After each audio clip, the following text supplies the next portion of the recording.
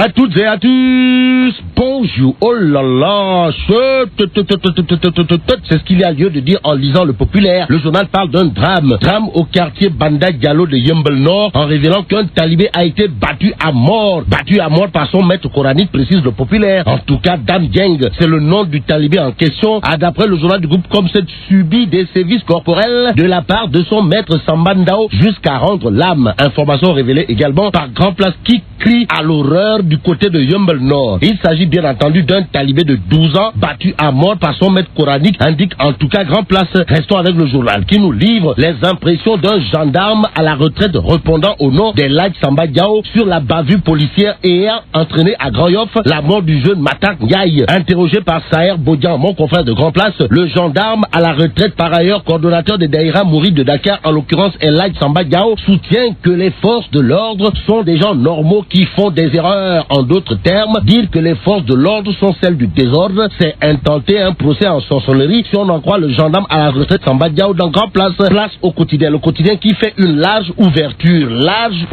de la burqa. La burqa, un cas, voilà le titre qui barre la une du quotidien. Le quotidien, le journal en veut pour preuve la psychose des attentats suicides de Boko Haram en Afrique de l'Ouest. Et sur ce point, Alpha Condé pose le débat tandis que Iran Dao, Khalil Général Koulou Oustaz déclare Billahi, Wallahi, Watallahi, je suis prêt à aller en prison si on interdit la burqa. Bon, retenons tout simplement d'après le quotidien qu'une conférence sur islam et paix s'ouvre à Dakar aujourd'hui. Aujourd'hui, c'est le démarrage de la grève dans le secteur de la santé, révèle le populaire ce matin. À en croire le journal du groupe Comset, les médecins sont en mouvement ce matin et mercredi. Un nyartou qui a pour but de dénoncer vigoureusement le fait que les maires des communes profitent de la mise en œuvre de l'acte 3 de la décentralisation pour procéder à des licenciements abusifs et à la rétrogradation de certains médecins, renseigne le populaire. Le journal du groupe Comset d'ajouter qu'en vérité des vérités, les médecins tiennent le gouvernement unique responsable de la situation. La situation va de mal en pis au PS si on en croit Grand Place à la une du journal. On précarte de la communication du PS de l'huile sur le feu. On atteste la réaction de monsieur le maire de la commune de Dalifort-Forail, comprenez Idrissa Diallo, qui soutient dans Grand Place qu'au PS on ne pose pas le vrai débat. Et le vrai débat, d'après Idrissa Diallo, est qu'il faut un candidat du Parti Socialiste pour que les gens se familiarisent à son image. Bon, pour Idrissa Diallo, toujours dans Grand Place, Tanor doit s'effacer. Celui qui doit s'effacer ou encore se taire et se terrer, pour reprendre Youssou Touré d'après Seydou Gueye dans le populaire, c'est Mamadou Diop Decroix. En effet, monsieur le porte-parole du gouvernement et de l'APR, en l'occurrence Seydou Gueye dans le populaire, déclenche des touilles sur Decroix Mamadou Diop en soutenant que le pays marche. Par contre, c'est la situation du coordonnateur du FPDR qui est carabiné. Bon, comme il est dit tout du forum, le populaire affiche à ça une réplique au coordonnateur du front de l'opposition. Les apéristes crucifient Decroix. Mettre une croix sur un éventuel projet de candidature socialiste, c'est ce que propose l'honorable député Zator Mbaye dans la tribune. Le journal du groupe des médias de révéler en effet que selon Zator Mbaye du parti de Tafa le progressiste, le PS ferait mieux de soutenir Macky Sall comme l'AFP. Alors pourquoi selon Zator le progressiste, les socialistes doivent copier, imiter, voire singer l'AFP? Eh bien parce qu'on ne peut en aucun cas être comptable sans avoir été responsable, dixit l'honorable député Zator Mbaye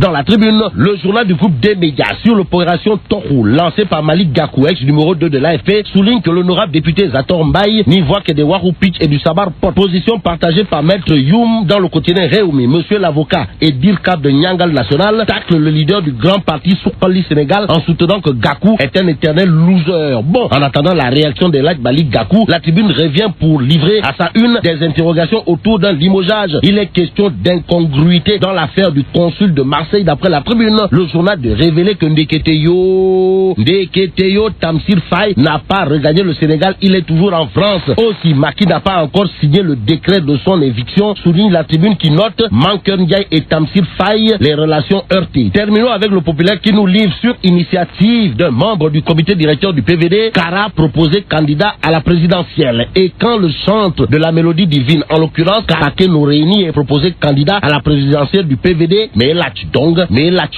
le directeur de campagne